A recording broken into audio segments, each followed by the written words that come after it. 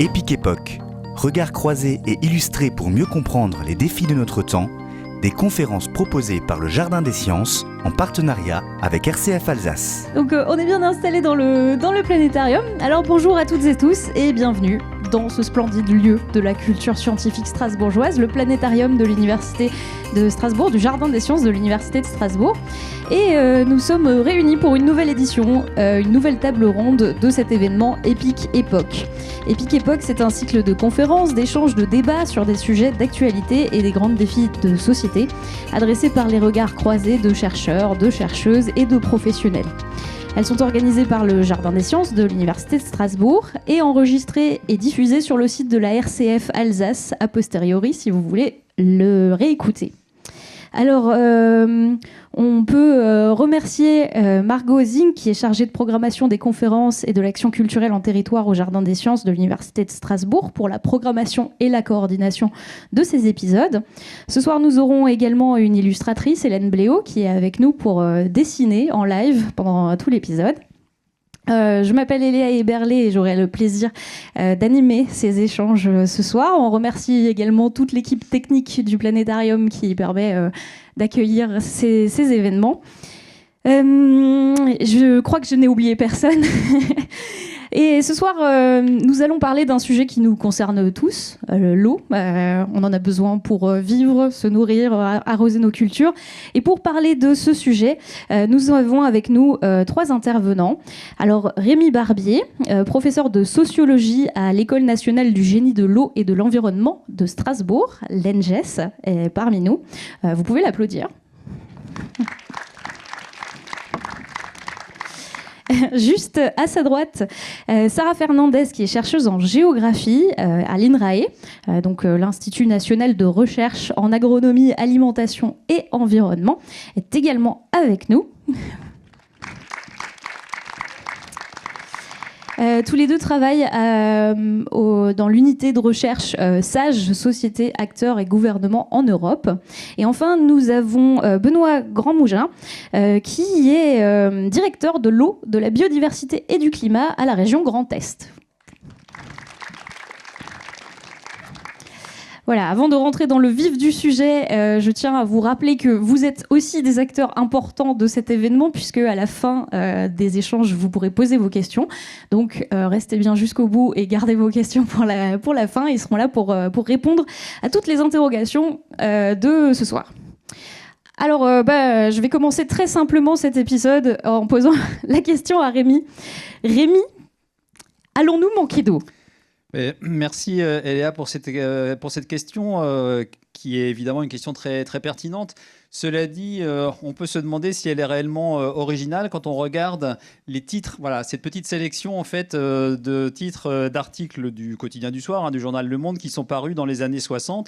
Et on voit que en 1967, il y a une journaliste qui a écrit un long article dont le titre était justement « Allons-nous manquer d'eau ?» Cette question, elle se posait également au niveau mondial, puisqu'il y avait eu un article en 1966 sur une alerte à l'eau. Et on voit également dans un troisième article, 1967, que cette question concernant la France, allons-nous manquer d'eau, elle se spécifiait en fonction des particularités territoriales. Donc, on peut se demander si, au fond, est-ce que cette question, c'est un marronnier de journalistes ou de Jardin des Sciences, ou est-ce que c'est une question qui est réellement importante et originale dans sa formulation contemporaine ? Alors, pour mesurer justement l'écart entre la façon dont on se posait le problème de l'eau et de l'accès à l'eau dans les années 60 et la façon dont on va l'aborder aujourd'hui dans sa structuration contemporaine, c'est intéressant de regarder justement le contenu de ces articles et de voir comment cette question de l'accès à l'eau et du manque possible d'eau était formulée donc, dans ces années 60. Et en fait, ce qu'on constate, c'est qu'il s'agissait principalement d'un enjeu d'explosion en fait, des prélèvements dans la ressource en eau et de gaspillage de cette ressource, parce qu'à l'époque, il n'y avait pratiquement pas encore de station d'épuration. En fait. Donc on avait à la fois une explosion de des prélèvements dans la ressource. Il faut se rappeler que là, on est encore au cœur de la période donc, qui avait été appelée les 30 Glorieuses. C'est la grande croissance industrielle, urbaine, agricole. Période des 30 glorieuses que les historiens de l'environnement ont depuis rebaptisé les 30 piteuses ou les 30 ravageuses, parce qu'on a aussi ravagé, ça s'est fait au prix de dégâts environnementaux considérables. Et donc, on a cette explosion de la consommation, des prélèvements, on a ce gaspillage de la ressource en eau par la pollution. Et en regard, donc, on a une ressource qui est présentée comme globalement abondante, plutôt régulière, relativement bien distribuée sur le territoire, mais en quantité limitée, ce qui est une évidence. Donc, on a plutôt une pression en fait qui s'exerce sur cette ressource limitée. Donc, en arrière-plan, on a un monde hydrique qui est un monde de l'eau, une ressource en eau qui est globalement stable et prévisible. Et c'est en cela que la situation contemporaine est complètement différente en fait, de cette situation des années 60, puisque le dérèglement climatique en fait, bouleverse le cycle hydroclimatique. Et cette stabilité, cette prévisibilité en fait, de la ressource en eau, elle appartient désormais au passé en fait. Et donc, la réponse, les éléments de réponse qu'on va apporter donc, lors de cette conférence à cette question « Allons-nous manquer d'eau ?» vont forcément être très différents en fait, de ce qui avait été présenté, donc, ce qui aurait pu être présenté dans les années 60.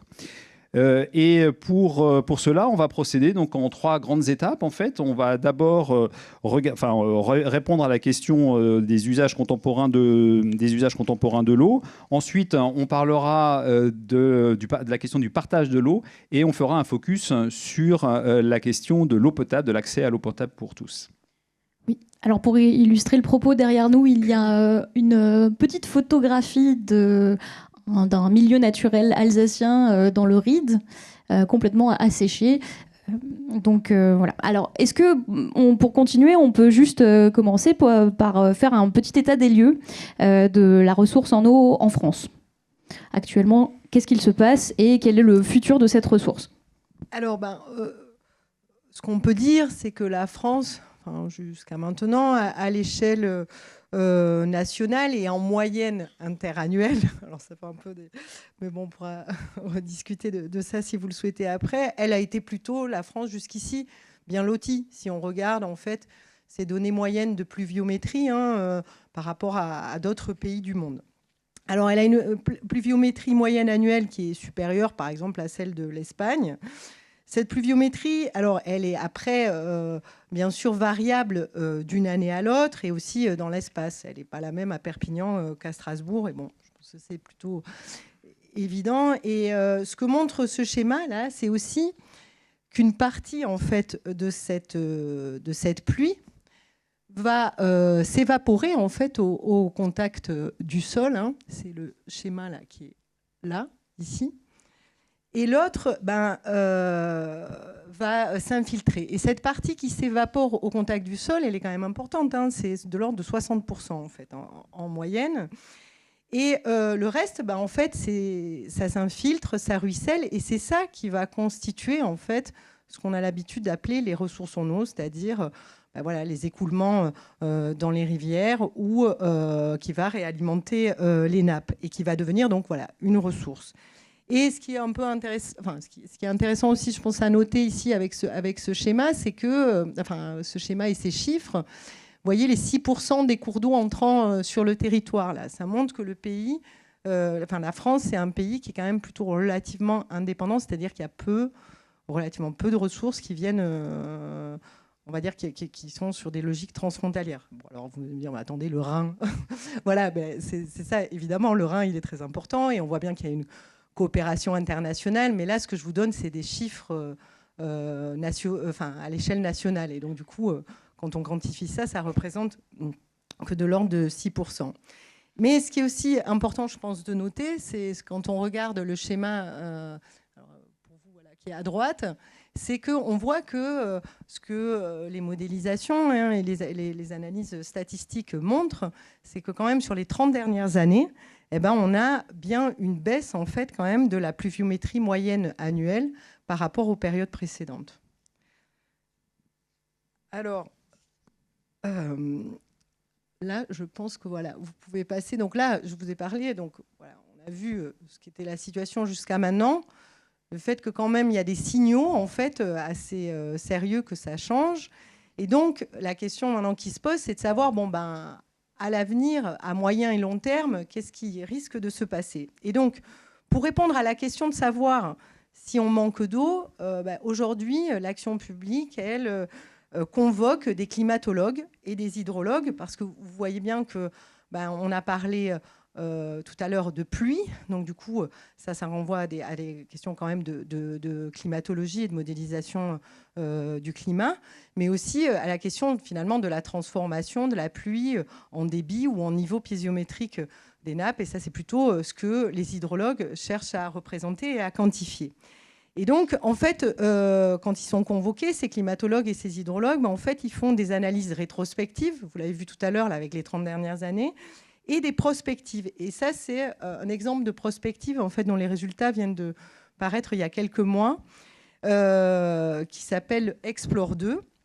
Et ces travaux, en fait, comment ils ont été conçus? En fait, ils s'appuient sur des scénarios contrastés d'émissions de gaz à effet de serre, qui sont définies par le GIEC, en fait, ce groupe d'experts international sur le climat. Et donc, ils sont menés à différents horizons temporels et ils cherchent, quelque part, on pourrait dire, à faire atterrir en fait, ces modélisations qui ont été plutôt menées jusqu'à maintenant à l'échelle du monde, à l'échelle globale. Et ce qui est intéressant, c'est qu'ils permettent quand même de produire des ordres de grandeur, même si bien évidemment il y a des incertitudes, à la fois des incertitudes que les modélisateurs cherchent à lever avec des modèles plus sophistiqués, mais aussi des incertitudes radicales, et on le voit bien avec l'exercice de scénarisation, c'est-à-dire que tout dépend quand même un peu de savoir quel sera le niveau d'émission dans le futur, et que ça c'est bien quand même aussi des choix économiques, politiques et humains. Et donc il y a bien une multiplicité fondamentale des futurs, pour autant quand même on arrive à les représenter, ces futurs. Et donc ce que les résultats montrent, c'est qu'il y a des changements aussi différents selon les territoires en France et selon les saisons.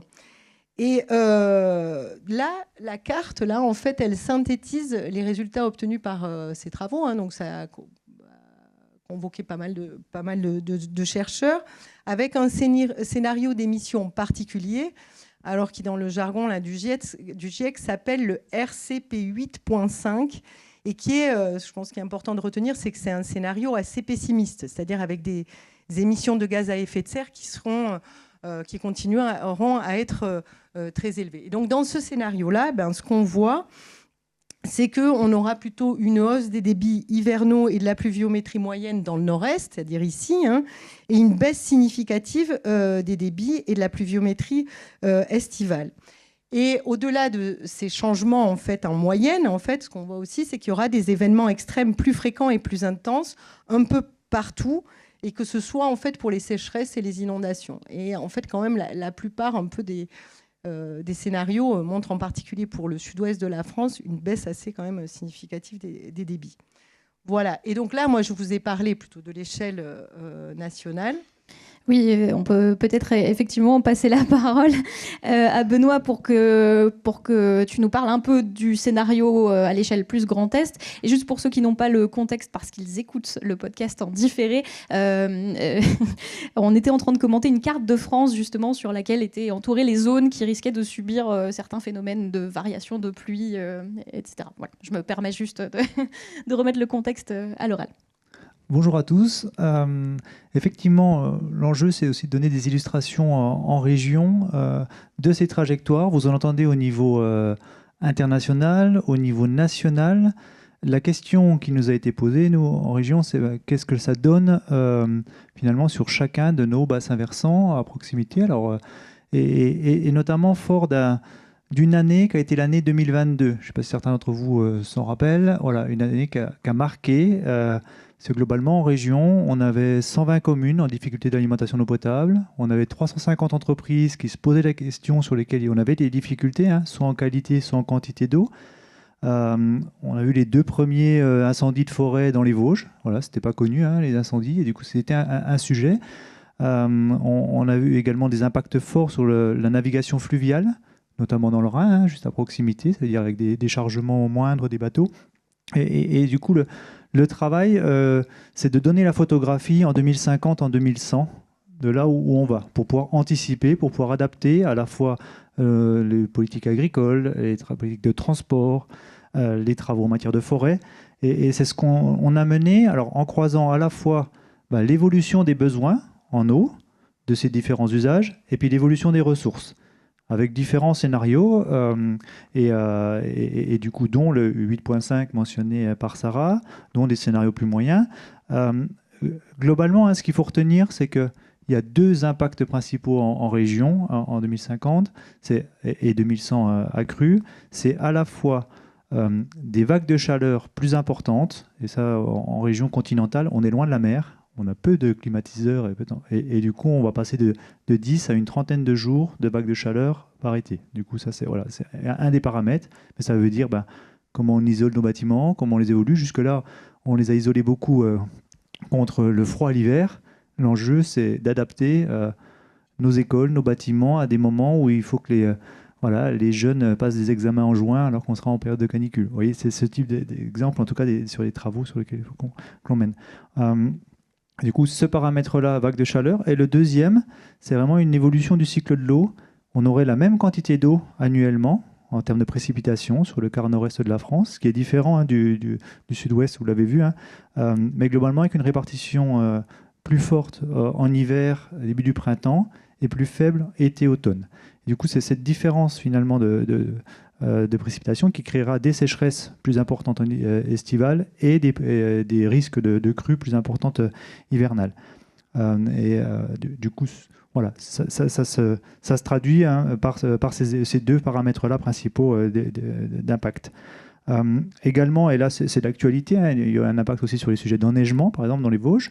Globalement, là ce qu'on estime, c'est que la limite d'enneigement, l'enneigement à 600 mètres va remonter à 900 mètres. C'est-à-dire qu'on va remonter de 300 mètres. Vous voyez, c'est comme si les Vosges s'affaissaient de 300 mètres en 2050. Du coup, ça impacte aussi l'activité des stations de ski ou l'activité en fait, des uns des autres. Mais ça, c'est des éléments que, voilà, maintenant, avec les modélisations de Météo France et les différents outils, ont à disposition chacun des personnes qui ont à gérer ce type de milieu. Fort de ce constat et de cette photographie finalement en 2050, le choix qui a été fait, c'est aussi à la fois au niveau national, mais également au niveau régional, de se dire comment on s'adapte, comment on anticipe ces sujets-là. Alors avec au niveau national, ça a été un plan eau qui a été annoncé par le président Macron et les ministères de l'Environnement et de l'Agriculture, qui visait plusieurs choses, mais notamment un objectif de sobriété, avec une trajectoire globale qui est de moins 10%. Moins 10% à l'horizon 2030. Voilà, des différents usages, et on le verra, c'est un des principaux préalables, c'est la question de sobriété. Au niveau régional, on a travaillé avec l'ensemble des acteurs agricoles, forestiers, des transports, de la formation, pour identifier aussi 45 actions qui seront finalement les priorités de la région. Et je vous donnerai les liens également pour pouvoir télécharger ces documents. Ça permet de se dire ce dont on a besoin finalement pour réussir à s'adapter à cette photographie future. C'est des travaux qui avaient été également conduits sur Paris. Le Grand Paris avait également fait ces simulations d'impact en fait, du changement climatique pour pouvoir en fait, adapter ces politiques. Et du coup, on l'a également mené en Grand Est. Un des leviers principaux, on le verra, c'est également la question de comment on arrive à ralentir l'eau. Vous avez bien vu, un des enjeux, c'est beaucoup d'eau en hiver, printemps et moins en été, en utilisant au maximum les milieux naturels. Les milieux naturels, c'est les zones humides connexes au Rhin, c'est les nappes phréatiques. Et du coup, comment on arrive à remobiliser plus fortement ces milieux, parce que c'est nos éponges, c'est nos tampons, et c'est vraiment à partir de cela qu'on peut vraiment réussir à tamponner, également faire des îlots de fraîcheur en ville. Alors vous le voyez de plus en plus, on retire du macadam pour remettre de la végétalisation dans les villes. Tout l'enjeu, c'est de réussir à rafraîchir, à infiltrer l'eau là où elle tombe.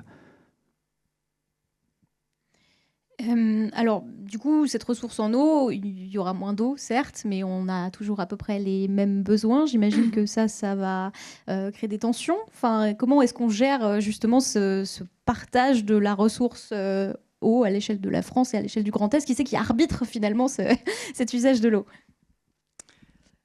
Alors, oui, bon, ça, ce sera une question de savoir est-ce qu'on a affaire à des besoins, à des demandes. Mais peut-être, si vous voulez bien, avant de parler de la manière dont on la partage, en fait, cette eau en France aujourd'hui, on vous propose de présenter un peu d'abord ce qu'on compte, et en particulier ce que l'action publique compte. Et donc, ce qu'elle compte, alors là, moi, je vais parler plutôt à l'échelle nationale, donc c'est des prélèvements d'un côté et des consommations de l'autre. Alors, et c'est quoi le profil un peu de la France, en fait, avec ce type de données? En gros, voilà, on a 190 milliards de mètres cubes par an en France, en moyenne, et les prélèvements, c'est de l'ordre de 32 milliards, donc environ 20%.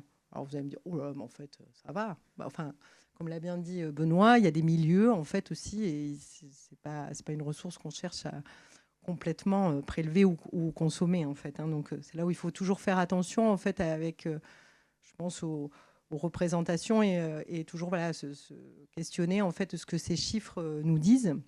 Et donc, sur ces prélèvements, il y en a 80% en moyenne qui se fait dans les eaux de surface, donc c'est-à-dire les rivières, les lacs, et 20% donc dans les eaux souterraines.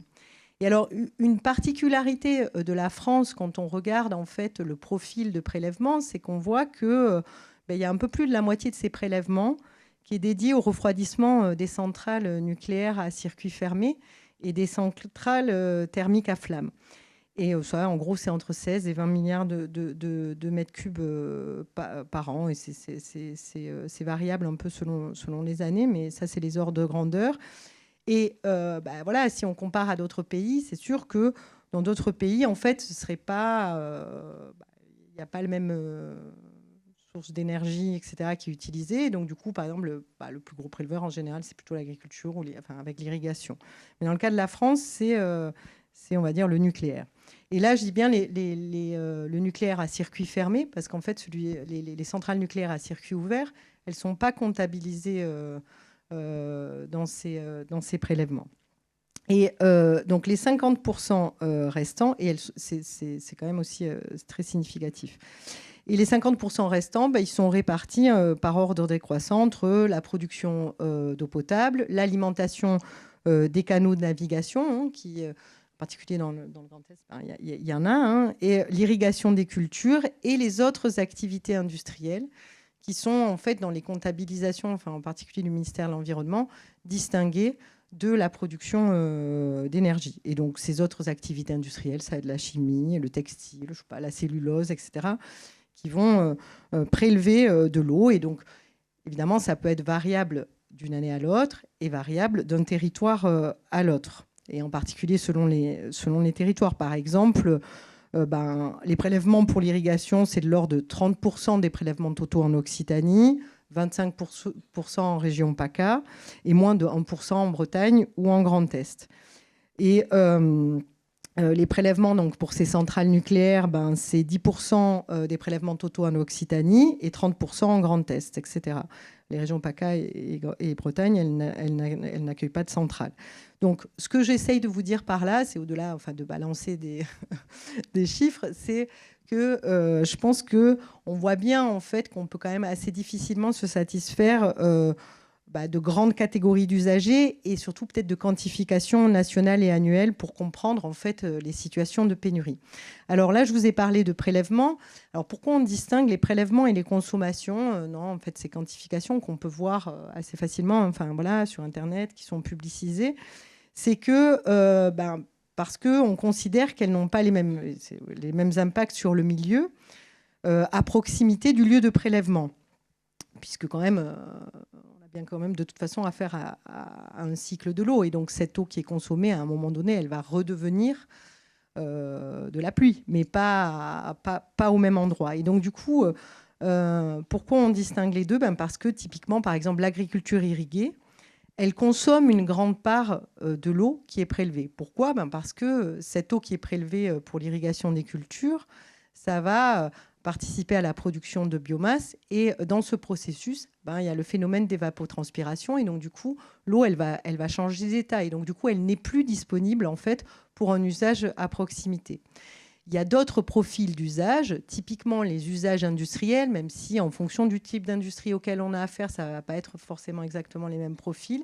Mais en général, on peut considérer que, en fait, il y a une bonne partie de l'eau qui est prélevée, qui, elle, va être restituée au milieu à proximité, et donc, du coup, qui n'est pas consommée. Mais pour autant, après, ça pose la question de la qualité, évidemment, de l'eau avec laquelle cette eau, enfin, de la qualité avec laquelle elle est restituée au milieu. Et donc, du coup, c'est pour ça qu'il y a tout un tas de normes aussi, en fait, pour gérer ces rejets. Parce que sinon, ça peut être aussi un risque de pénurie, quelque part, d'eau de bonne qualité. Voilà. Et donc, du coup, ce qui revient au milieu, c'est avec une qualité plus ou moins dégradée, et avec l'enjeu que ça n'empêche pas un usage à l'aval et que ça permette quand même au milieu aquatique aussi de fonctionner. Et donc, du coup, voilà. Donc là, c'était un peu les grands chiffres à l'échelle nationale. Oui, j'imagine que sur le Grand Est, on a des spécificités liées à l'agriculture, par exemple. Est-ce qu'on est sur les mêmes chiffres et les mêmes disponibilités en eau ? Alors, justement, on a moins de consommation agricole que la moyenne française, parce qu'on a beaucoup de cultures qui ne sont pas irriguées. Alors, on a en gros 2 secteurs d'irrigation principales, qui sont la plaine rhénane et la zone de la Marne et de l'Aube. Du coup, avec un global de consommation par l'agriculture qui varie d'une année à l'autre, mais de 5 à 8%. En revanche, là, vous voyez la tendance d'évolution sur ce graphique entre 2016 et 2022 des prélèvements en eau en région. Ce qu'on voit d'ores et déjà, c'est qu'on a une tendance à la baisse. C'est-à-dire qu'on est déjà dans une démarche de sobriété, et ça, je pense que c'est important de le saluer, de le dire, parce qu'on entend beaucoup parler des fois des prélèvements à la hausse. Ce n'est pas le cas. Alors, on était aussi une région qui était riche en eau, sur lequel le sujet principal, c'était quelque chose de qualité. Du coup, on a des marges de manœuvre en termes de sobriété en eau que n'ont peut-être pas d'autres secteurs, d'autres régions qui étaient déjà dans des conditions de manque d'eau. Et ce qui veut dire que, là, vous le voyez, à la fois en termes d'économie sur l'alimentation des canaux, Sarah l'a indiqué, on est la 2e région de France en termes de linéaire de canaux, ça veut dire des prises dans les rivières pour alimenter ces canaux. Alors, une partie de l'eau est restituée via des infiltrations dans le milieu ou via de l'évaporation, mais on estime qu'en région, environ 45% des prélèvements sont réalisés pour les canaux. Ensuite, on a l'industrie, l'eau potable, à hauteur de 18 et 10%. Et voilà, c'est des usages, et ces différents usages sont dans un rythme de réduction. L'industrie, j'étais encore il y a quelques semaines chez Pont-à-Mousson, c'est une entreprise qui fabrique l'ensemble des tuyaux, des fonderies à Pont-à-Mousson même. Ils sont passés de systèmes de refroidissement en circuit ouvert, c'est-à-dire qu'en gros, ils prélevaient dans le canal et ils refroidissaient en direct, des systèmes de refroidissement en circuit fermé, et du coup c'est tout de suite plusieurs millions de mètres cubes économisés, vous voyez, pour une entreprise de cette taille, et on a de plus en plus d'entreprises. J'ai bien cité également l'entreprise Petit Bateau à Troyes, qui fabrique nos produits. Ils sont quasiment à zéro consommation d'eau, c'est-à-dire qu'ils récupèrent l'ensemble des eaux pluviales sur les toits, ils réintègrent dans le process, et en fait, en circuit fermé, en travaillant au maximum sur la réutilisation des eaux. Alors, il y a juste l'eau potable vraiment pour les salariés, mais le reste du process est vraiment en circuit fermé. C'est intéressant de voir qu'en tout cas, les entreprises font un grand pas en matière d'économie d'eau. Alors, je reviens du coup sur ma question initiale. Finalement, cette ressource dont on a besoin partout, qui c'est qui fait la police sur comment on l'utilise, où, à quel endroit ? Alors, en France, depuis le début des années 90, l'action publique, elle distingue un peu 2 situations, ce qu'on appelle le manque d'eau conjoncturel, les sécheresses, et puis après le manque d'eau plus structurel. Alors, ce manque d'eau conjoncturel, on peut partir de ce que tout le monde connaît, les restrictions d'eau en été, qui sont, elles, pilotées par les services de l'État, avec d'ailleurs une police spécialisée, la police de l'eau. Et c'est quand il n'y a plus assez d'eau pour satisfaire l'ensemble des usages anthropiques en fait, qui ont fait l'objet d'autorisation sans porter atteinte au milieu. Et donc, du coup, là, il faut restreindre. Mais peut-être ce qu'on connaît moins, en fait, c'est tout le travail qu'il y a en amont et en aval de ces restrictions. Alors, en amont, il y a quoi ?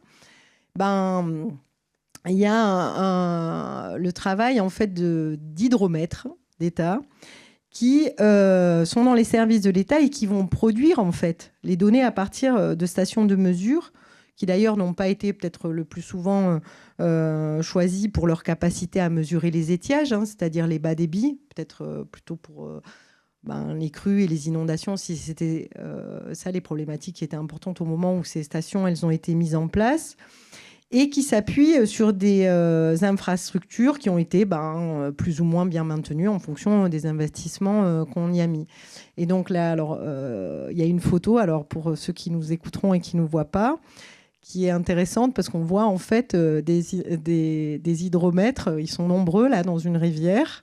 Et en fait, c'est qu'ils font un travail un peu d'intercomparaison. Ça, c'est très important pour les hydromètres, c'est-à-dire d'essayer de voir si, en fonction des systèmes de mesure qu'ils utilisent, en fait, voilà, un peu est-ce qu'ils retombent sur les mêmes chiffres en termes de vitesse de l'eau, etc. Donc, il y a tout un travail d'intercalibrage et de travail en réseau, etc. Et donc il y a la mesure, la mesure pour prendre des mesures.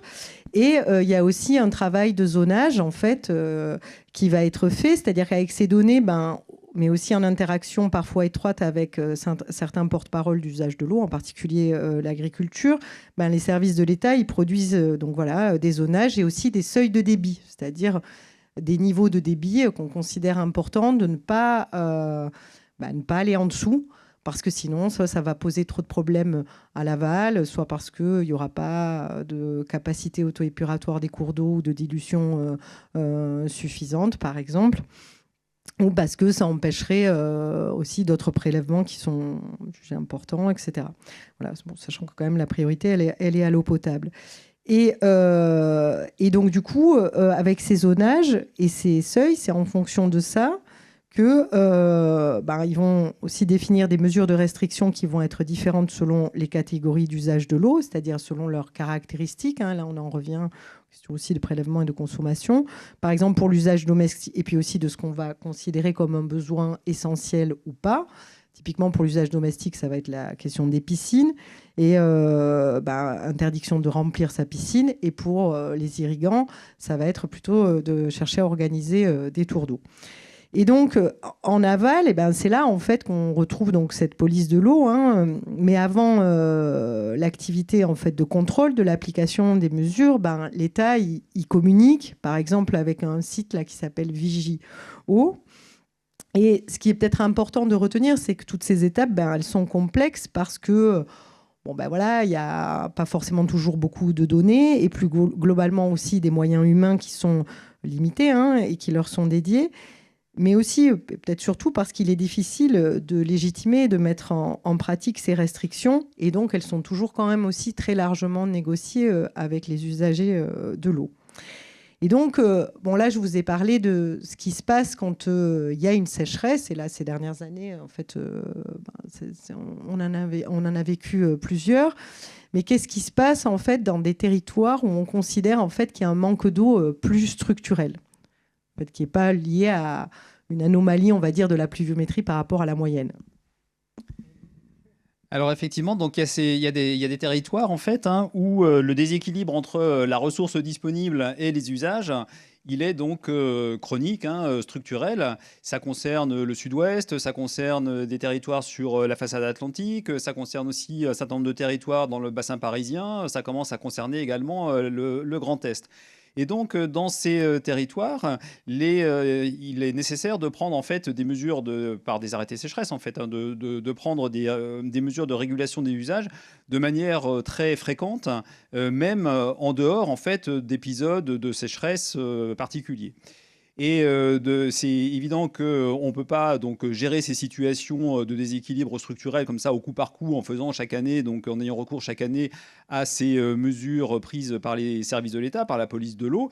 Et il faut donc engager une démarche qui est différente, qui vise à planifier le retour à une situation d'équilibre. Et alors, ce qui est intéressant de noter, c'est qu'on n'est pas du tout dans la même situation que la gestion de crise ou la gestion conjoncturelle qui est donc pilotée par les services de l'État. À la fin, c'est le préfet qui prend les arrêtés sécheresse.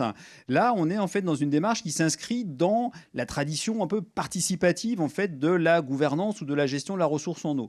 C'est-à-dire que ça va être une démarche qui est à la fois politique et technique. elle est politique parce que en fait, on va confier la responsabilité donc d'organiser ce partage de la ressource en eau aux personnes, aux acteurs qui sont concernés en fait par cette question du partage. Les acteurs qui sont concernés par la question de l'enjeu du partage, c'est des élus, des usagers de la ressource et bien entendu les services de l'État. Donc des élus territoriaux, des usagers, des représentants des différents usages, les usages agricoles, les usages urbains, des usages de loisirs, mais également donc des représentants de des besoins du milieu aussi, des fédérations de pêche ou des associations naturalistes. Et puis donc on retrouve aussi les services de l'État. Et ces acteurs qui sont donc concernés à l'échelle de ce territoire par cette situation de déséquilibre, ils vont se rassembler ils peuvent être rassemblés dans des structures, des institutions qui existent depuis les années 90 et dont vous avez peut-être entendu parler avec la métaphore des parlements de l'eau. On parle des parlements de l'eau, des petits parlements, des parlements de l'eau, et ça désigne ces assemblées donc tripartites. Dont vous avez ici une carte et à l'échelle donc des bassins versants, ça s'appelle les commissions locales de l'eau. Aujourd'hui, les commissions locales de l'eau, il y en a sur un peu plus de la moitié du territoire national. Vous en avez ici la carte qui apparaît. Alors on voit qu'il y a des disparités régionales assez importantes. Elles sont très largement développées sur toute la façade ouest du territoire, également dans le sud-est, un peu moins encore à ce stade dans la région Grand Est, mais on va y revenir après. Ça ne veut pas dire, il y a une grande zone, il y a des grandes zones là qui apparaissent un petit peu en violet là, où il n'y a pas de commission locale de l'eau. Ça ne veut pas dire qu'il n'y a pas d'institution pour organiser le partage si la question du partage se pose. Ça peut être d'autres dispositifs. Là, c'est uniquement celui donc des commissions locales de l'eau. Alors.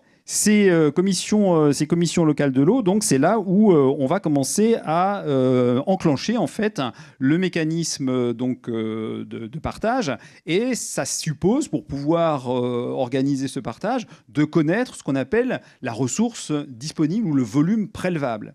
Le volume prélevable, c'est celui qu'on va pouvoir donc prélever dans la ressource sans mettre en danger la pérennité des milieux aquatiques qui dépendent en fait de cette ressource. Ça, c'est un élément extrêmement important. On va se retrouver dans la détermination de ces volumes prélevables avec le même type de difficultés que celles qui ont été évoquées par Sarah. C'est-à-dire que pour les calculer, il faut disposer de chroniques de données, il faut pouvoir qualifier l'état connaître l'eau qui circule, l'eau qui coule dans les rivières, l'eau qui est présente dans les nappes phréatiques. Ça suppose donc d'avoir des données, ça suppose de faire de la modélisation, et tout ça est très compliqué. Déterminer quel est le niveau qui est nécessaire pour assurer la pérennité des espèces aquatiques qui sont inféodées au milieu, tout ça, c'est pas évident. Il y a plusieurs méthodologies, des modélisations qui sont très sophistiquées. Et donc, compte tenu des enjeux qui sont sous-jacents à la détermination de ces volumes prélevables, parce qu'à la fin, ça va être de dire il va falloir diminuer les prélèvements de 10, 20, 30 ou 40%. En fait, ces calculs techniques, ils sont environnés par des jeux d'acteurs, des tensions, des conflits. Et il y a des rapports, comme c'est évidemment des sujets extrêmement d'actualité, il y a des rapports publics qui évoquent des batailles de chiffres à propos de la détermination de ces volumes prélevables. Dans certains départements, la profession agricole a demandé des moratoires sur la poursuite des études visant donc à déterminer ces volumes prélevables. Donc on est sur des sujets techniques, mais en fait qui sont extrêmement sensibles. Alors ensuite, donc je disais que c'était un processus à la fois donc politique et technique. Il est politique parce que donc on a ces acteurs qui sont réunis donc dans ces commissions locales de l'eau ou dans d'autres types de dispositifs, dont d'autres institutions, dont Benoît parlera tout à l'heure pour la région Grand Est. Il est ensuite technique parce qu'on a ces calculs, et il redevient politique lorsqu'il s'agit, une fois qu'on a déterminé quel est le volume prélevable, il s'agit de se répartir la ressource prélevable entre les différents usages et de déterminer l'effort, de répartir l'effort d'ajustement en fait. Donc s'il faut diminuer de 30%, comment on va répartir cette baisse entre les différents usages.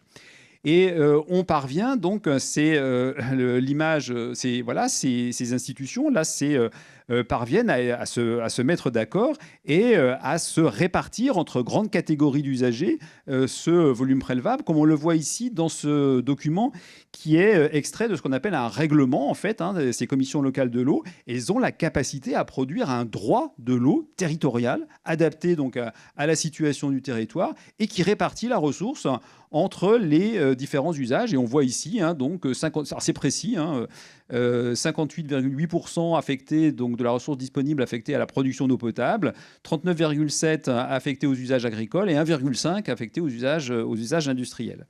Donc, on a toute cette répartition de la ressource disponible qui se fait entre les différents acteurs. Et puis, il y a un deuxième enjeu qui est important, c'est comment, lorsqu'il y a un ajustement à la baisse en fait, qui a été programmé, comment est-ce qu'on y parvient? Et là, on peut y parvenir. Ce qui serait le plus logique, c'est en jouant sur la demande, c'est-à-dire en essayant de diminuer justement les demandes qui s'exercent sur la ressource, que ce soit donc la demande urbaine, que ce soit la demande agricole, la demande industrielle. Benoît a déjà parlé d'un certain nombre d'exemples.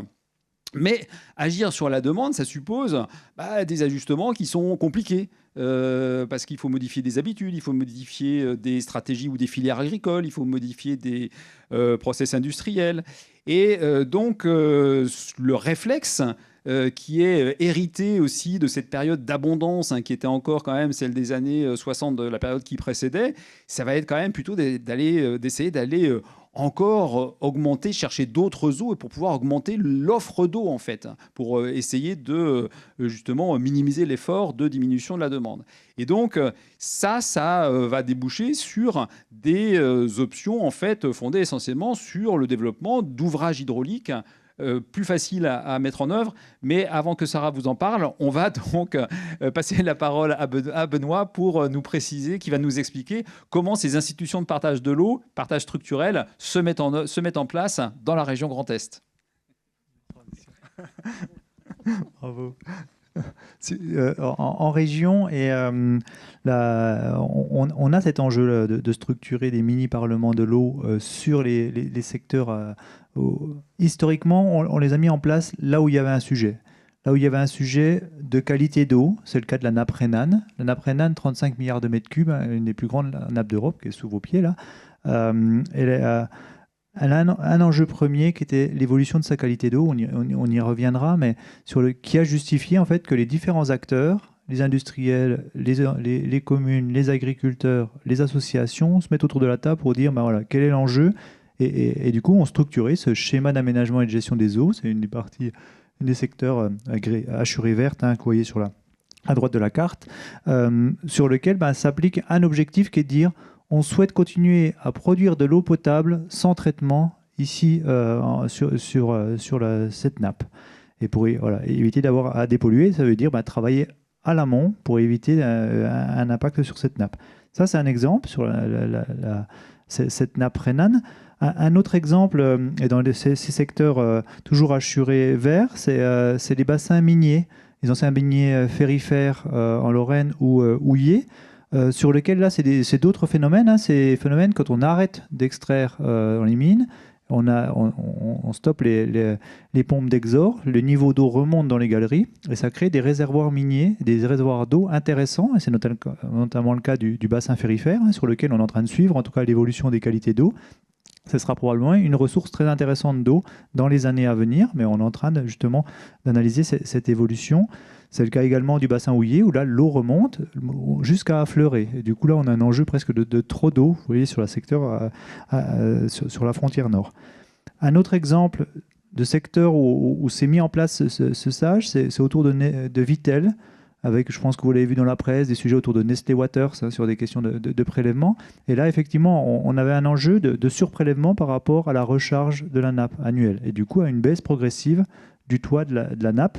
Et du coup, c'est ce travail qui a été mené avec l'industriel, les collectivités, les différents acteurs pour arriver à un équilibre de pompage.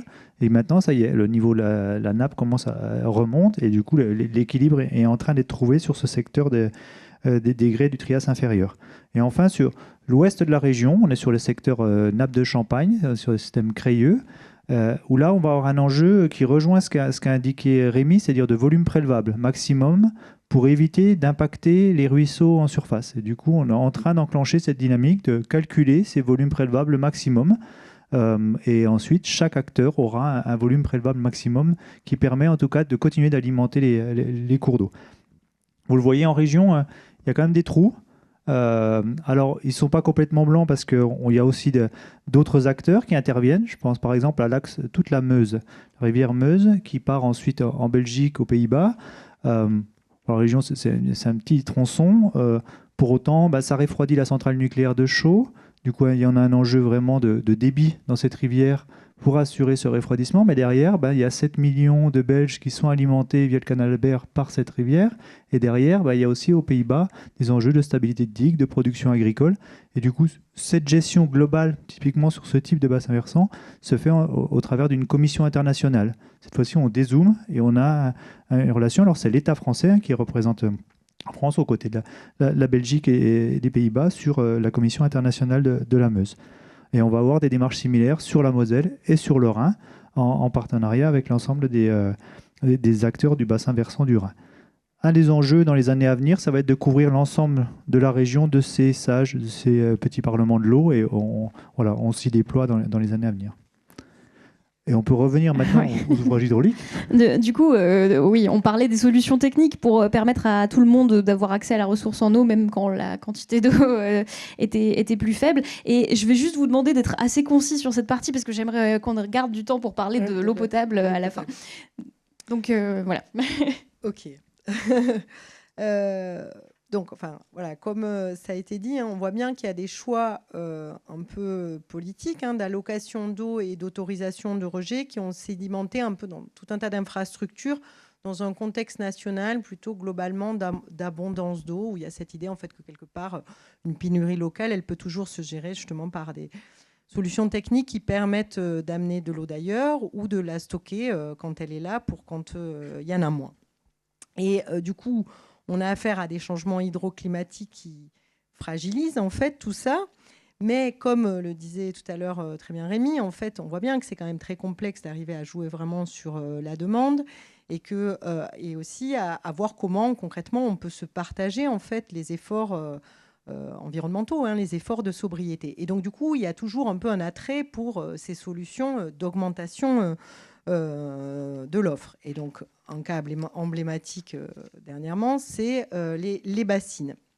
Et donc, quelque part, la logique en fait de ceux qui les promeuvent, c'est de dire, au fond, il y a des droits d'eau historiques qui vont plus pouvoir être en pratique activés, alors qu'à production constante, là je parle de production agricole, comme il va y avoir une hausse de l'évapotranspiration, du coup, il y aura un manque d'eau et donc des besoins non satisfaits. Et donc, quelque part, un peu ces stockages, c'est une manière d'opérer une réallocation artificielle pour corriger celle du climat. Et ouais, mais la question, c'est du coup à quel prix ? Parce que on l'a bien vu aussi que quelque part, c'est compliqué de vraiment réguler les usages de l'eau dans les rivières ou dans les nappes. Et donc, du coup, il y a quand même un risque d'invisibilisation des perdants, dont les utilisations de l'eau vont être rendues plus difficiles ou coûteuses, voire même impossibles par cette nouvelle mise en valeur. Comme je disais, la connaissance et la surveillance des usages, elle est encore pas forcément trop développée. Et donc, du coup, les usagers qui seraient, par exemple, pénalisés par cette infrastructure, ils auront quand même beaucoup de mal à démontrer leur préjudice et finalement peu de possibilités de recours. Et puis aussi, s'il y a eu un conflit quand même autour de ce projet, c'est parce que ça pose vraiment la question derrière, au fond, est-ce que quel type d'agriculture on vient soutenir en fait avec ce type d'ouvrage ? Parce que dans le domaine agricole, la modernisation agricole, donc des 30 glorieuses ou ravageuses selon la perspective, en fait, ça suppose des investissements croissants qui ne sont rentabilisables que sur des exploitations toujours plus grandes. Et donc, du coup, des craintes, c'est qu'en fait, ça crée quelque part de nouveaux ayants droit, des exclus aussi, dans un contexte où à l'horizon 2030, il y a quand même la moitié des agriculteurs à l'échelle nationale qui va partir à la retraite. Et donc du coup, est-ce que finalement derrière, on ne vient pas soutenir en fait un modèle qui génère aussi beaucoup de dégâts et dont la viabilité dans le nouveau régime climatique est en question? Alors voilà, il y a un autre exemple là, qui est représenté derrière, qui est Aquadomitia, qui est un tuyau en gros qui prend de l'eau du Rhône pour aujourd'hui, il va jusqu'à Narbonne. Et voilà, c'est un projet qui a été débattu, aussi controversé depuis les années 90. Au départ, ça devait aller même jusqu'à Barcelone. Et là, actuellement, en fait, suite aux sécheresses, en fait, terrible qu'a subi les Pyrénées-Orientales, évidemment, il y a la question de dire, mais au fond, est-ce que ce tuyau, on ne pourrait pas le ramener jusqu'aux Pyrénées-Orientales et qu'il ne s'arrête pas à Narbonne? Et pour résoudre les problèmes en fait, de manque d'eau des agriculteurs. Le problème, en fait, c'est qu'il y a quand même un risque, c'est que cette promesse en fait, d'acheter un peu une paix sociale aussi, elle ne soit pas tenue, parce qu'en fait, il y aura toujours des exclus en fait et toujours des gens qui vont venir toquer à la porte. Et puis en plus ça pose évidemment tout un tas de problèmes parce que cette eau qui est prise du Rhône, elle était déjà très certainement utile à d'autres et au milieu dans le Rhône. Et puis aussi ce qu'il faut voir, c'est que ces infrastructures, elles coûtent très cher et elles ne sont jamais financées par les usagers directs, et donc du coup évidemment il faut qu'elles soient jugées légitimes. Et voilà. Et puis ces grandes innovations aussi ont un coût aussi sur l'environnement, j'imagine, et sur les espaces naturels. Donc c'est pas forcément des solutions idéales sur le long terme. Alors toutes ces solutions dont on vient de parler, elles concernent beaucoup l'eau d'irrigation, ce qu'on utilise en agriculture. On n'a pas encore parlé des réservoirs d'eau potable qui sont peut-être les réservoirs les plus importants puisqu'on a besoin de boire en tant que citoyen. Alors comment est-ce qu'on s'assure justement dans un futur proche, plus lointain, que tout le monde ait accès à l'eau potable de façon durable ? Alors effectivement, c'est un sujet. Juste un petit commentaire sur la diapositive, enfin sur l'image du projet Jourdain là qui vient de disparaître, puisque ça fait vraiment le lien avec justement l'alimentation en eau potable. Le projet Jourdain, en fait, c'est en Vendée. C'est un des territoires sur lesquels il y a beaucoup de tensions sur la ressource, y compris donc pour l'alimentation en eau potable. Et c'est le premier projet en France de réutilisation des eaux usées, donc les eaux usées qui sortent de stations d'épuration et qui sont donc retraitées pour ensuite refabriquer avec de l'eau potable. Donc ça nous amène effectivement à cette problématique de l'usage eau potable, qui est un usage de la ressource en eau évidemment majeur.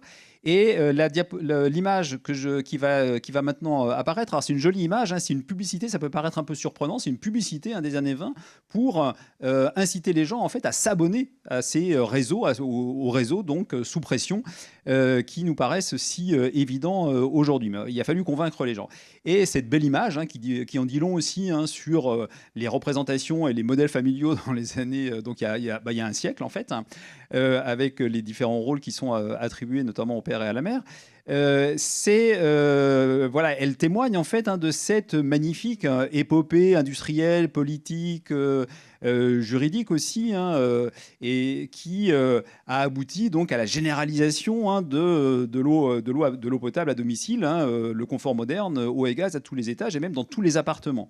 Et nous sommes aujourd'hui les héritiers en fait d'un siècle et demi de cette épopée de l'eau potable qui a mobilisé beaucoup d'énergie, beaucoup d'acteurs, beaucoup d'argent, et ce qui nous a légué un patrimoine considérable. On a à peu près 900 000 kilomètres de canalisation d'eau potable, on a des milliers d'usines. Et c'est ça qui a permis cette généralisation ou cette universalisation de l'accès à l'eau potable pour tous, qui est une très grande réussite en matière d'hygiène publique et de santé publique. Sauf que dans les années 80-90, cette belle image, elle se ternit un peu, et notamment donc conjonction à la fois, les plus anciens se rappelleront de cette période où on parlait des nouvelles formes de pauvreté, etc. Donc il y a des enjeux de pauvreté qui se développent ou qui réapparaissent. Et puis on a également donc des situations où le prix de l'eau il augmente. Et pas mal d'associations en fait caritatives vont en fait commencer à recevoir des demandes de gens qui viennent les voir pour obtenir des aides pour payer leur facture d'eau ou leurs charges liées à l'eau. Et ça, c'est quelque chose de très nouveau, en fait.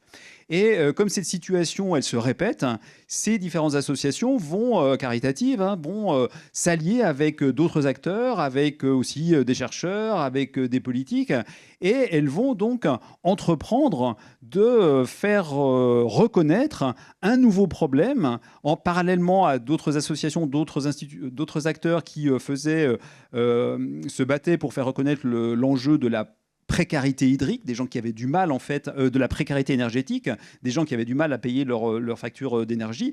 Eh bien, ces acteurs-là donc font reconnaître le problème de la précarité hydrique.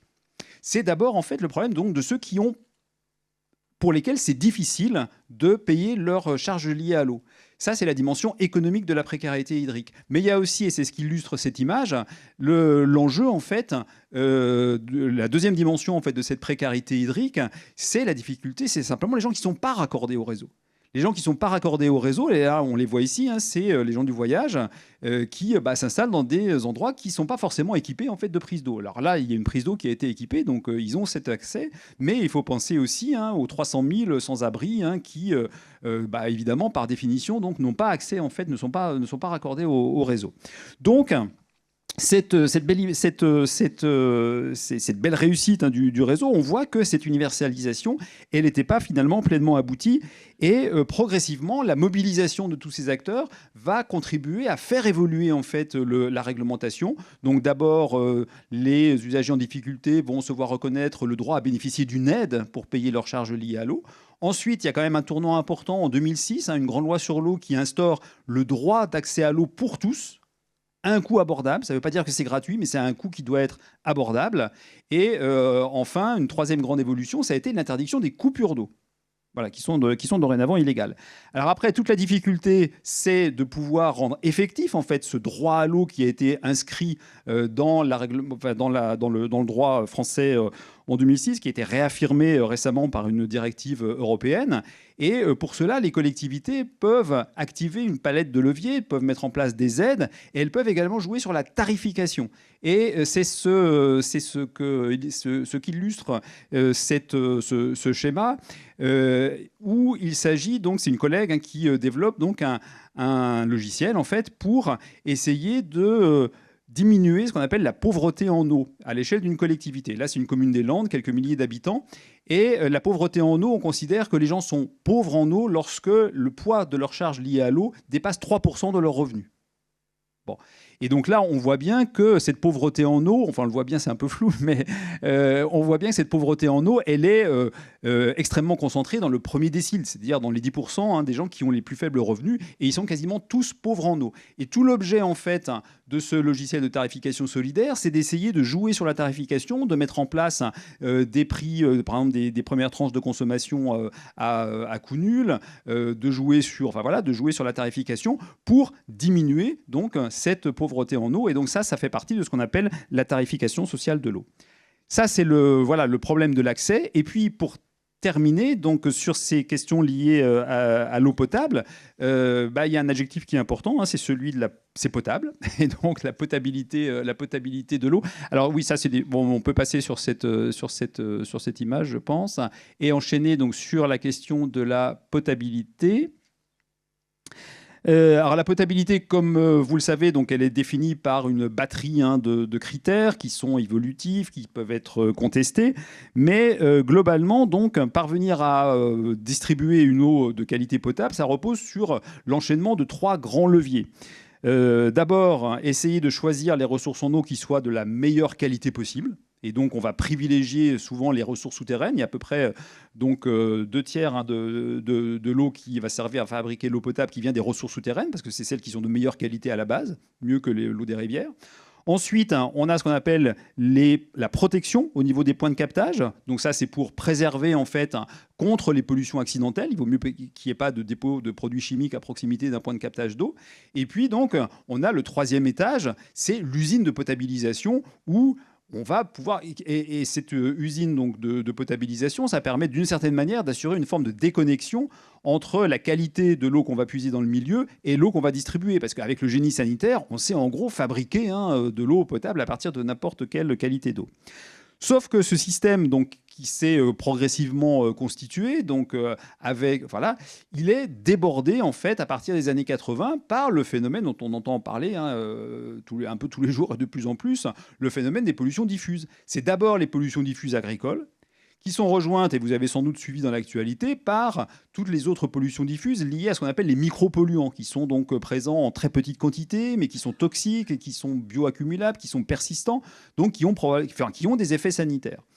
Et ces micropolluants, ils peuvent être, alors on peut inclure dedans les pesticides, les résidus de pesticides, etc. Mais en fait, ils sont aussi d'origine urbaine et d'origine industrielle. On est tous des émetteurs en fait de micropolluants à travers quand on prend des médicaments et quand on fait pipi après, on injecte on relâche des micropolluants au bout du compte dans le milieu parce qu'ils ne sont pas arrêtés dans les stations d'épuration. Donc ce système, il est débordé par ce problème des pollutions diffuses. Et là encore, la solution, disons un peu le réflexe, et c'est le plus simple, parce que c'est juste une solution technique, ça va consister à renforcer les traitements de potabilisation, le génie sanitaire, ou aussi essayer de renforcer le traitement donc, dans les stations d'épuration pour capter le maximum de ces micropolluants. Sauf que ça représente un coût faramineux. C'est évidemment pas pérenne parce qu'on va retomber sans arrêt sur des nouveaux micropolluants et qu'on va devoir donc renforcer les traitements de potabilisation ou les traitements d'épuration. Et puis, c'est générateur d'inégalités parce qu'à un moment donné, il y a les collectivités qui vont avoir les moyens de se payer ce genre de système et celles qui ne l'auront pas. Et donc, on va rejouer des disparités, notamment entre des milieux urbains très denses, région parisienne par exemple, et des milieux ruraux. Et donc, là encore, l'enjeu là-dessus, c'est d'agir donc de manière préventive et de modifier les pratiques, de modifier l'usage des sols, d'inciter les agriculteurs à passer à des techniques à bas niveau d'impact, mais aussi d'agir sur la fabrication et la mise en marché des produits chimiques. Et ça, c'est une autre affaire. Cette question donc des impacts sanitaires, elle se pose également dans... À l'échelle du Grand Est et de la région Alsace, peut-être, voilà. Je pense qu'il y a des choses à dire justement sur la qualité de l'eau à disposition et quelles sont les mesures qui sont prises pour empêcher de dégrader cette qualité de l'eau. Oui, on est également concerné. On estime que dans la région, il y a environ 14% des puits de captage qui sont impactés par les nitrates ou des phytosanitaires. Et voilà, ce constat-là, on l'a également au niveau spécifiquement de la nappe rhénane, où tous les 6 ans, on fait une photographie de la qualité de la nappe. On analyse 500 points. Et là, c'est ce qui a été publié fin d'année dernière. Vous pouvez le voir sur le site de l'APRONA, l'Association de protection de la nappe d'Alsace, sur les travaux d'un programme qui s'appelle Hermès, et qui a conclu, et c'était en 2016, qu'on était passé de 10 à 30% des points qui dépassaient les normes en pesticides. Et du coup, là, il y avait vraiment une prise de conscience globale des différents acteurs en se disant attention, là, ça va très fort. Autant les nitrates, on a réussi à les stabiliser, mais les phytosanitaires étaient en croissance. Et avec notamment, globalement, des herbicides pour le maïs, pour la betterave. Du coup, voilà, on cible et on se dit, alors comment on fait ? On a travaillé du coup depuis 2019 avec des groupes d'agriculteurs sur les différents captages concernés. Et vous les voyez sur la carte de droite. Alors, on est passé de 19 à 50 captages, mais sur lequel on regroupe à la fois la collectivité, le groupe d'agriculteurs, mais également les coopératives agricoles, où c'est les acteurs en charge du foncier, en charge du machinisme agricole. Pour développer des contrats de solutions adaptés à chacun des captages. Et c'est ce qui fonctionne, c'est-à-dire qu'en 3 ans, on a réussi à baisser de 30% les herbicides sur ces captages. Et du coup, il y a déjà des résultats et ça vient. Alors, ça veut dire des fois changer les cultures, aller travailler sur comment on réalloue des cultures aussi de l'élevage, c'est-à-dire des prairies, mais ça veut dire des filières derrière, de valorisation du lait, de la viande issue de ces prairies. Ça veut dire des cultures en biologique, ça veut dire des herbages mécaniques potentiellement à renforcer, ou des échanges de parcelles entre agriculteurs. Et tout ça, c'est vraiment adapté à chacun des captages. Mais on le voit en tout cas dans cette initiative-là, c'est qu'on peut réussir en tout cas à récupérer les qualités d'eau. Et souvent, ça coûte beaucoup moins cher que d'aller traiter à l'aval, où là, on parle de plutôt des fois dizaines de millions d'euros. C'est le cas de par exemple la Haute-Saône. c'est un sujet, voilà, on estime environ 15 millions d'euros le coût de traitement par rapport à la préservation à l'amont de la ressource. Et ça, c'est un enjeu, en tout cas, de travailler au maximum à cette protection préventive de la qualité. Et avec, du coup, un élargissement des polluants, et ça a bien été indiqué par Rémi, hein, on a aussi ces PFAS, ces polluants éternels que vous avez pu voir dans la presse. On en trouve effectivement dans la nappe rhénane, particulièrement sur le secteur de Saint-Louis, à proximité de l'aéroport, parce que c'était également dans les mousses incendies, et du coup avec un enjeu particulier autour de l'aéroport, de comment on travaille avec l'aéroport de Mulhouse, de Bâle-Mulhouse, pour réduire en tout cas les quantités apportées par la suite. Et ça, voilà, c'est au cas par cas, au regard des analyses, et en fait on agit bien que sur ce qu'on connaît, et du coup il y a cet enjeu de recherche régulière des différentes molécules. Peut-être pour conclure et pour laisser un peu de temps aux questions, juste souligner que globalement dans le domaine de l'eau, on connaît des solutions, et tout l'enjeu maintenant c'est de les déployer et d'accélérer les choses. Et en tout cas c'est la demande qui nous est faite nous aussi par les élus régionaux et puis par les équipes. C'est des solutions, alors vous avez différentes images qui vont apparaître, mais voilà, c'est autant la préservation des systèmes d'élevage à base de prairies, parce que c'est vraiment, les prairies, c'est des réservoirs, des filtres à eau, des réservoirs de biodiversité, des puits de carbone, et du coup, on a un enjeu fort en région de les maintenir. Et ça, vous le voyez dans le paysage, on en a encore dans le Ride, on en a encore sur le Sungo et sur l'Alsace-Bossu, et là, c'est un des enjeux, en tout cas, de maintien sur le secteur. Vous le voyez également, on a un enjeu de résilience globale des systèmes, et pour ça, en s'appuyant sur ce qu'on appelle les solutions fondées sur la nature, c'est-à-dire qu'on s'appuie au maximum, et je vous le disais en introduction, sur de la désimperméabilisation, de l'infiltration des eaux, de la végétalisation des espaces urbains, des cours d'école, et à Strasbourg, c'est un bon exemple en tout cas de désimperméabilisation des cours d'école, qui permettent aussi d'être des lieux de sensibilisation, et en tout cas, cet enjeu-là de freiner le cycle de l'eau et d'utiliser au maximum les milieux humides est important.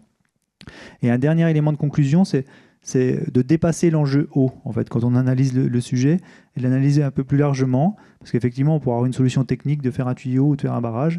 Derrière, on voit bien qu'on a des enjeux de captation de carbone, derrière le sujet des prairies, de biodiversité, de paysage aussi associés, de résilience alimentaire, de se dire, à quoi sert l'eau, et est-ce que c'est pour produire la nourriture que j'utilise sur le territoire, ou est-ce que c'est pour de l'export, et du coup, quels sont les flux derrière, mais également voilà, de végétalisation et plus globalement de cadre de vie. Et c'est derrière ça, c'est le concept de santé globale qui ressort, c'est-à-dire que la santé de l'environnement, elle est connectée fortement à la santé humaine. Et de plus en plus, du coup, on a cet enjeu de connecter en tout cas les matières humaines et environnementales. Je vous remercie. Est-ce que vous voulez rajouter quelque chose juste en conclusion avant qu'on passe les questions ? On a un peu parlé plus longtemps que prévu, donc je vais peut-être passer le micro tout de suite dans la salle. Est-ce que certains d'entre vous ont déjà des questions pour nos intervenants ce soir ? Je pense qu'on a fait un aperçu assez global des enjeux des futures années, autant sur la quantité d'eau disponible que sur la qualité d'eau à maintenir. Quelqu'un a-t-il des questions dans la salle ? Pendant que vous réfléchissez, on peut faire un petit point sur les illustrations que Hélène a réalisées en direct. Je ne sais pas si c'est disponible en régie. N'oubliez pas de méditer vos questions en attendant. Donc, Hélène, en direct sous vos yeux ébahis, a réalisé plusieurs dessins. En représentant les différents usages de l'eau en France, avec quelques statistiques que vous pourrez retrouver en synthèse après cette soirée sur Internet et sur le site. Elle a mis en évidence du coup certaines citations, l'existence de parlements de l'eau et des commissions locales pour gérer la ressource à l'échelle locale. Ok, on a la question et les portraits des intervenants sur ce qui nous attendait. On a vu que c'était réjouissant, des événements extrêmes, plus fréquents, plus intenses, des sécheresses, des inondations, tout un programme auquel on ne peut répondre qu'en faisant des actions concertées, à la fois sur la gestion de la ressource et la potabilité de la ressource. C'est pas mal résumé, hein, je pense que... Bon, voilà, il y a tout, il y a l'essentiel. Alors, des questions dans la salle? Toujours pas. Ah, il y en a une ici. On va faire 1, 2 et 3, et je pense qu'on n'aura pas le temps d'en prendre plus, malheureusement. Donc, à droite, là, tout au bout. Bonsoir. Je suis un peu perplexe face à ce qui vient d'être dit par rapport à ce qui a été décidé aujourd'hui, à savoir pas d'interdiction sans solution pour les pesticides, enfin pour les agriculteurs, quoi, en fait, voilà. Et puis je me pose aussi la question des dernières évolutions sur Stocamine. Alors, je ne sais pas qui veut prendre la question parmi vous. Ah, il y a proposition de faire une réponse collective. Alors, quelle est la deuxième question?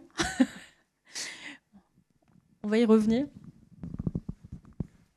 Oui, merci. Vous avez parlé des agriculteurs, des entreprises, des centrales nucléaires. Vous n'avez pas parlé des individus, du citoyen moyen.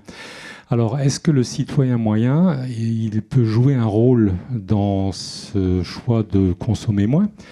Alors, je vais prendre 2 boutades. À chaque fois qu'on tire une chasse d'eau, il y a 9 litres qui partent. Est-ce qu'il faut mettre des toilettes sèches dans les appartements?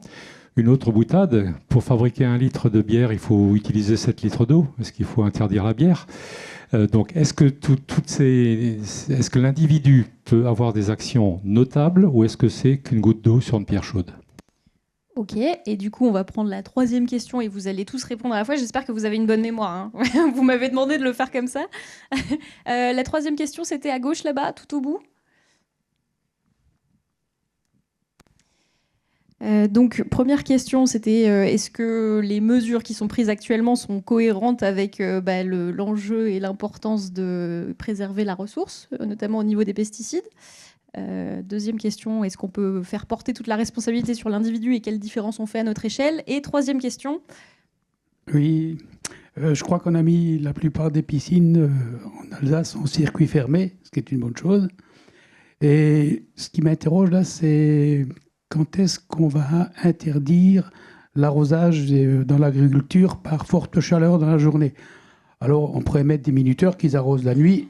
Voilà, mais il y a un gaspillage phénoménal de ce côté-là. Et qu'en est-il de la facturation de l'usage des eaux, souvent de nappes phréatiques? Bon, après, je ne parle pas de la pollution du vignoble parce que je suis consommateur de vin, donc. Ok, merci pour vos questions. Donc, vous avez pour mission, vous, de répondre à ces 3 questions en 5 minutes. Voilà. 5 minutes au total, parce que, bah oui.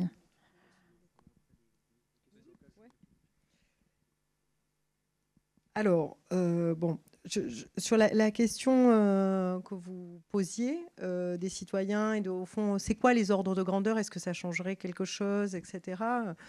Je pense que ça dépend de l'échelle. C'est-à-dire que vous voyez bien dans les grands chiffres nationaux, oui, l'eau potable, enfin, c'est quand même le deuxième préleveur là, après donc les centrales. Mais c'est surtout qu'à des échelles locales, si quand même ça peut jouer. Après, ça pose tout un tas d'enjeux en fait de fonctionnement aussi et de gestion des réseaux d'eau. Mais vous le disiez aussi bien avec la question de l'alimentation. Alors vous preniez l'exemple de la bière, mais enfin voilà aussi ce qu'on mange. C'est sûr que derrière il y a une empreinte eau très importante puisque il y a quand même derrière. La viande, est-ce qu'elle a été produite à l'herbe ou est-ce qu'elle a été produite avec du maïs sans silage? Ça ne va pas être les mêmes quantités d'eau qui vont être consommées, etc. Donc, c'est clair qu'il y a depuis pas mal d'années, en fait, l'idée de dire c'est important que les individus, quelque part, conscientisent leur empreinte individuelle, qu'elle soit carbone ou même leur empreinte eau, voilà, parce que c'est ça. Et après, je pense que c'est important. Après aussi, c'est que la plupart des travaux en sciences sociales montrent bien, c'est que les changements qui marchent mieux, c'est les changements collectifs, en fait, que de faire peser en fait sur des individus seuls les changements, ça marche pas très bien. Donc voilà. Je ne sais pas ce que je peux dire d'autre. Bon, sur la question des pesticides, c'est sûr que actuellement, les orientations qui sont prises, elles ne vont pas dans un sens de régulation plus effective des quantités de pesticides qui vont être émises dans l'environnement. Complément de réponse, il reste 2 minutes. Ah oui, non, mais bon, il y a des vents contraires qui soufflent sur l'écologie, sur l'environnement, sur tout ça. Donc là, voilà, on peut malheureusement que le constater. C'est pas que dans le domaine de l'eau. Enfin, c'est pas que par rapport aux pesticides. Donc là, la situation, elle va quand même, enfin voilà, elle est quand même plutôt inquiétante. Et sinon, juste pour insister sur ce que disait Sarah, oui, c'est important que les citoyens soient sensibilisés. Je sais qu'à Strasbourg, par exemple, il y a toute une réflexion qui a été menée par le Conseil de développement, donc pour justement réfléchir aux façons de sensibiliser l'ensemble des acteurs.